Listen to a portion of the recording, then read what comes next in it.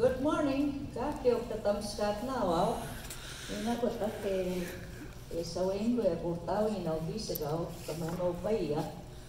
Nanas ko man epe dugte kakyo nanas ka pasigani ke evanisto ta equesitos ko ito ko mana pasigan na ya. Tatos keo ni stamoy tan treswa. Gete un gete ma que peu suprian que no que snamaria eu nistan so intinen executions na mawas e mananas mo no que ito tayo ko de ko magaw ya ko tamaho ito so I don't know what she said about open. Okay, let me go try it.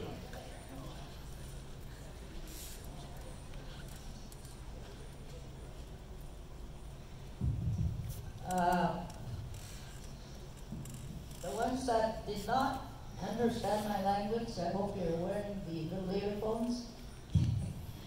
Because I like or usually use my language, that's who I am. I'm not as educated as Anthony. You are more educated. We'll school you, and you'll never expect when it's happening. Okay, so the title of our showcase right now is Tales from the Wild Adventures of Doreen and Julia. So these ladies get down. Julia's not here, but let me tell you, she's a firecracker. So what we did was Chief Counsel for Kikiwen and a few elders and a few people from the health system, or health center, we took a trip to Fort Qu'Appelle, Saskatchewan. What's the other place called? Gakiwastaha. Gakiwastaha. Eagle flying around in a circle, right? So we're going to share some images from our trip and just have a discussion because the cool thing about these places is they're doing something new. So this is Julia. I think she was trying not to fall asleep, or to be really serious. I don't know. That was at the Gakiwastaha Council Chambers. That's the first place we were invited to. We went, and we were all sitting in a circle. They have a semicircle setting for their meet and their chambers, and Julia was telling a little bit about her side of how she's enjoyed her visit there. There was only 4 council and 1 chief, right? That you asked her. Yeah. Well, we showed up with like 20 people and they were like, we weren't expecting this, man. Yeah, we just filled up the circle. Yeah, so the reason we went there was Chief of Council was interested in their water treatment facility. So one of the water treatment facilities they have is a Cardinal Mountain water system. Yes. And the unique thing about this water system is that it uses no chemicals to treat the water. So for drinking water for the community, instead of chucking things out, what they did is they invested money in their community to build something that cleans water without chemicals, which is really important. So this is the outside.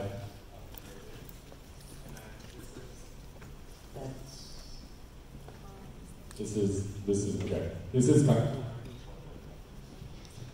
is kind of like what the system looks like. Do you have anything to say about that? You can see Chief right there. Yes. And it was it's an overwhelming for us to see all that, how the leadership took the water very important. They didn't want the chemicalized stuff. Well, they said they had real bad water for many years, and they decided to take upon finding ways to have good water for their people. Because water is life, and we need to use good water in order to have a good life. How many years did they say they were on boil advisory? Like 20? Years, yes. They were on water advisory, boiling water advisory for 20 years. Something like what we do. So that's what their system looks like. That's our counselor and her friend having fun. she even got to fill up a bottle. So what you can do is you go there, you fill up the bottle, and then you can take it home, and all members of the nation get that for free. They can come and fill up their bottles. What did you think about that? I thought that was neat. And, you know, everyone had the right to just go there and get water, and good water that's good for everybody. And it was gonna be filtered out so that every house would have their own good water and through their running water. To me, that was, we were given water there in little bottles. That was really a gift that I appreciated. That water was good. No chemicals, no nothing. So one of the ways they maintain their water is that they treat it, or they test it like every day. So these are kind of the little vials that they use to test. This is the guy testing it, and there's Doreen receiving her bottle of water. What did you think about the testing process? Oh, it reminded me of the hospital. When I saw those little bottles, but then I was thinking, oh, how nice that they can find ways to do the water without chemicals. Because, you know, when we were growing up, we drank water from anywhere, little streams, little sloughs, and it was all good water. But today, it's not the same. So after the water treatment plant, we went to the edge of their reserve, which is here. Well, the reserve goes across the valley, but this is like where their old well was. There's Julia. She's trying to see if she could find a moose. She's like, it's right there. And then we took a little group shot. Next, we went to check out their school. So their school is pretty amazing. What did you like about their school? What really touched me when I saw the school was how they used the rock. How important it is for them to include the rock in their building. That was neat for me because I love rock, and it was a real touching part when I first got there and saw the art they used and the rock they used to make the artwork in that school. And they said that those all came from the site of this where it was built, right? Yes, and by the river area too. And the inside part, that really caught my eye too. They were using reminded me of the Sundance Lodge, the poles, or our teepees. It was really neat to see something like that. We all have our own ways and to visit places like that that have their own way of bringing their culture, their teachings into the school was neat. And to me, that's who we are, and we should really, really work on having something like that to have our kids come into every morning. How did it feel being in that space? In that space, I felt peace. I felt good. Like all the artwork too that you see hanging, that's from the community. That's from the young and old artwork that's on the walls. I encourage all the young people, or even the elderly people, anyone that we all have some kind of art in us. Make something, put it up so our kids see. And I encourage all the young kids to get artistic and put their artwork up. Especially looking at our building that's coming up, our new school. I really want the people, the students to have their artwork in that school. I've made a little miniature doll, and I donated that to the health center. It's who I am that I'm sharing with the community. And I hope to see more work like that from the community members. Amazing.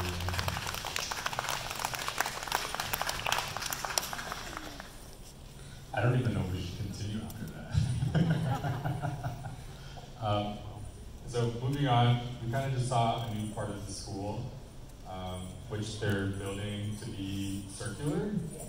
It's an addition they're doing for the, I think it was the high school or the lower level, lower grades that they have this new addition. And it's more room for, I think they want to do more cultural programs in that area. And it's supposed to open this fall, I think, in this next school. One of the things they said that was important for them in designing their space was that the hallway was curved to reflect our own circular thinking, and also that windows were both sides of the building, looking out into nature, bringing that into the classroom. So the school had a lot of touches of like those, I thought it looked like a chicken dance lodge in that hallway, to have those poles in there, to have like willows over the lights. Yes, it was. Like, it just made you feel like you're in your own little traditional cultural surroundings. And that's true. You have that circular walk there. It just makes you feel like you're in a lodge. So hopefully that whatever their goal is, works it in their way. And that's what I pray too, that whatever we're going for in our goal, I hope we reach. So after the school, we went to the All Nations Healing Hospital, and this is where that same idea of incorporating traditional elements in a new way came into play. So do you want to talk about this room? Yes, this room was a place that just touched me. I just kind of just sat there and just felt peace, like it just made you think about all the things that we still have, but we have put on the backside, like we're so mixed in today's society with the modern stuff. We're into so many new things, and being in that building just made me think back of all the Kukums, the Muslims that we grew up with, and to see that circular room there and what it was there for them, and just made me feel like the time we were there, it was not enough time. I would have loved to stay there longer to really just visit people and know more about what they're doing. What was the purpose of the room? The purpose of the room is a room that they're praying, and they have this is in the hospital, mind you. This is the room where they would, if they decide, families decide to bring their loved ones in there that they are in palliative care, they would bring them there.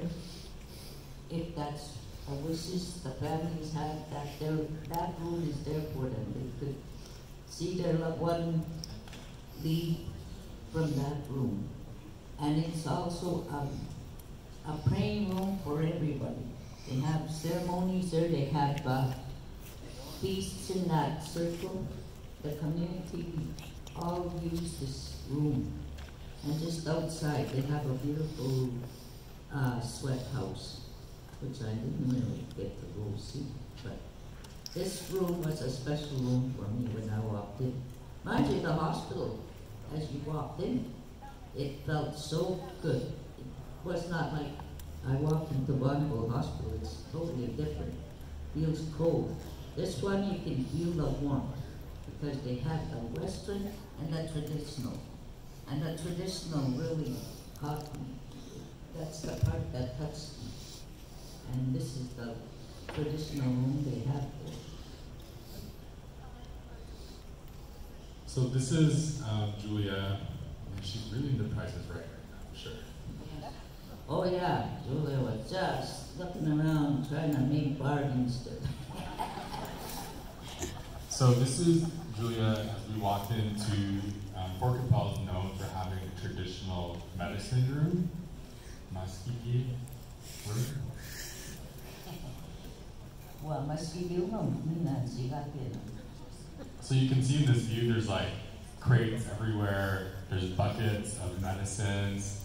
This is like their pharmacy. So you can see many, many, many, many jars. What did you think when you saw that? Oh God, I was amazed. I just think we all need to have that. Like, I'm one of the old schools. I'd rather go looking for something to help me instead of running to a doctor. Excuse me, Dr. Jones. But this is what we really need to go back to. Mother Earth has it for us. We just gotta go back and use it. I'm all for this, and I'm anxious for the building that we're working on in Hihiwin to have a supply to help our own people. They don't have to spend money to heal. And for me, this is awesome. Oh, like I say, I didn't have enough time there. I would have loved to visit and learn more from our guide there that was teaching us about the different medicines. But we were so limited with time. I wish I had more time out there because I'm really looking to find old bookums that I can hang out with to pick up more of the herbs that I don't know. So this is something I am really, really for. So I actually, that night, Chief Council left with our elders, and I went back and I hung out with Rick. This is Rick Fable. He's the guy he co-runs the traditional medicine program with another person at the hospital. And I asked him a little bit about how the traditional medicine room works. And essentially how it works is that every year, so what he's showing me right now is, do you remember what that is? Yeah, that was what do you call it? Wasn't that the red? So what he's showing me, Yeah, I think that's right. what he's showing me is their traveling medicine box. And so what this is, it's a box of medicines, and you can see on the lid, well you can't see it because it's just white here, but on the lid, there's actually a list of all the medicines that are in that box. And what they do is they take that box out to schools, and they teach kids about the medicines, but it's also a mobile pharmacy. So if somebody's at home and they need help, they just take the box and they go over there and they like mix things up and they have everything ready to go. The way that their program works is there's Rick and Deanna, what's your auntie's name? Deanna here? Margaret. That was Auntie Margaret that works there, but we didn't get to see her. So Rick and Margaret both lead medicine teams every summer, and they have a book like that thick of like an old school notebook of every single medicine recipe like written down. And they don't write down how to mix it, they just write down what's in it, because there's protocols and steps that you follow to like do things correctly. But they just write down the ingredients because they use that to do inventory refills every year. And so Rick and Margaret both lead teams, and they go out into the bush, and they'll just come back with like 5 potato sacks of rat root. And then it'll be good for like years. And then the next year they're gonna be like, okay, we're gonna focus on diamond willow fungus. And they'll go out and get diamond willow fungus. But it's not just like 1 or 2 medicines. They have a list every single year of like 15 to 30 medicines that they go out and find, and they bring it back, and like that's how they stock this pharmacy. Like there's a lot of medicines in there, right? Yes, there was a lot. It was like a list of, there were different names, different herbs for every medicine that they had, every root, leaves. It was just awesome, like, and I really believe in that. We really need to, for me, use that.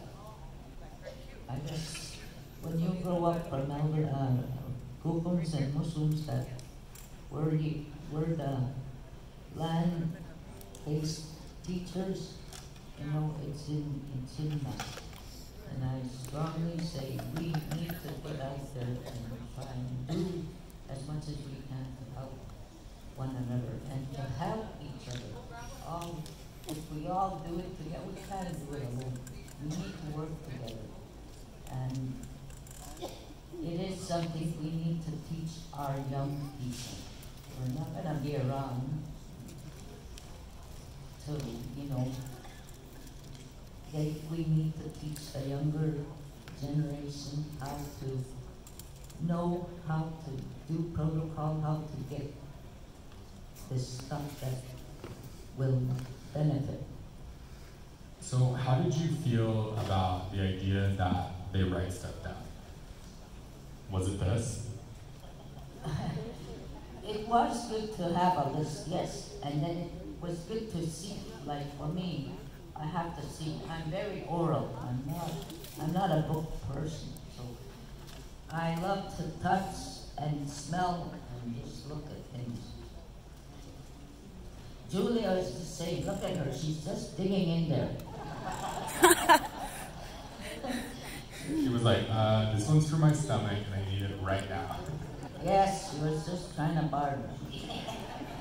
She said, go give me a smoke, I need some rat root. She didn't have protocol, I had to give her protocol to get what she wanted. So do you remember what this room is? That's the dialysis room. So we'll see the dialysis room next, which is here. Do you remember what room this is? Isn't that the room where they take the patient before they go into dialysis? That's a room where they can just relax, have a herbal drink to help them relax before going into their dialysis. Yeah, so this is actually, you can see a door on the left.